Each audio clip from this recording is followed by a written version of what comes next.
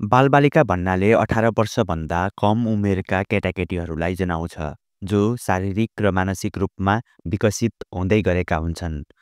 बालबालिकाको सुरक्षा, शिक्षा, दीक्षा, स्वास्थ्य र समग्र विकासका लागि निश्चित अधिकार आवश्यक हुन्छन्। ती अधिकारहरूलाई नै बाल अधिकार भनिन्छ।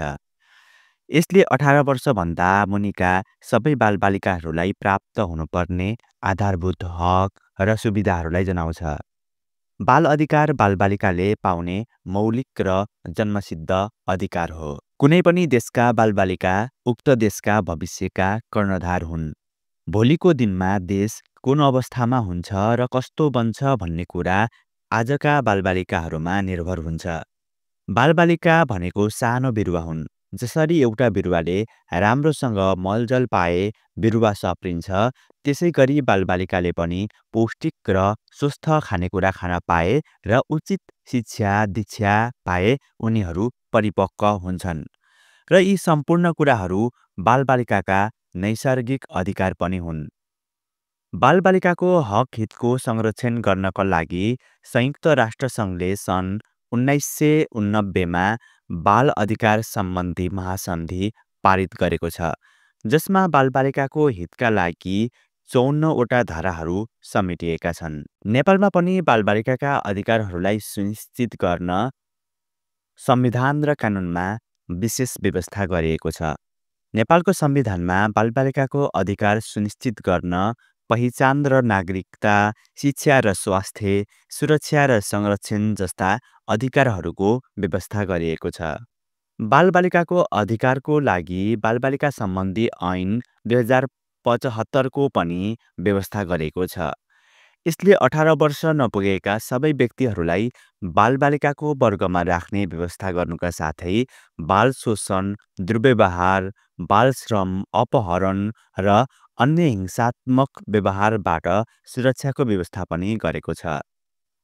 बालबालिका सम्बन्धी ऐन 2075मा नाम, राष्ट्रियता र पहिचानको अधिकार, सहभागिताको अधिकार, अभिव्यक्ति स्वतन्त्रता र सूचना प्राप्तिको अधिकार जस्ता अधिकारहरूको व्यवस्था गरिएको छ। साथै नेपालमा बालबालिकाको अधिकारको लागि शिक्षा ऐन, मानव बेचबिखन र ओसार पसार नियन्त्रण नियमावली जस्ता ऐन र नियमावली पनि बनेका छन्। बालबालिका सम्बन्धी नियम र कानुन बनेर मात्र हुँदैन। बाल अधिकारको संरक्षण गर्नका लागि हरेक व्यक्ति, परिवार, समाज र राष्ट्रको महत्त्वपूर्ण भूमिका हुन्छ। सबैले आफ्नो तर्फबाट बालबालिकाको हक हितमा ध्यान दिनुपर्छ। आमा बुबा, दाजु दिदी, हजुरबा हजुरआमा, काका काकी लगायत परिवारमा रहेका व्यक्तिहरू बालबालिकाका लागि अभिभावक हुन्। यी सबै व्यक्तिहरूले बालबालिका प्रतिको आफ्नो जिम्मेवारी बोध र वहन गर्न सक्नुपर्छ। एउटा बच्चालाई हुर्काएर मात्र पुग्दैन, उचित तरिकाले हुर्काउनुपर्छ। खाना दिएर मात्र हुँदैन, पौष्टिक आहार दिन सक्नुपर्छ। यो अभिभावकको कर्तव्य हो। साथै बालबालिकालाई आदर, सत्कार र संस्कार सिकाउनु पनि अभिभावकको दायित्वभित्र पर्छ। एउटा राम्रो संस्कार पाएको बच्चाको सोच र विचार पनि राम्रो हुन्छ। त्यसपछि उसले आफ्नो जीवन त राम्रो बनाउँछ नै, समाज र राष्ट्रको विकासमा पनि टेवा पुर्याउन सक्छ।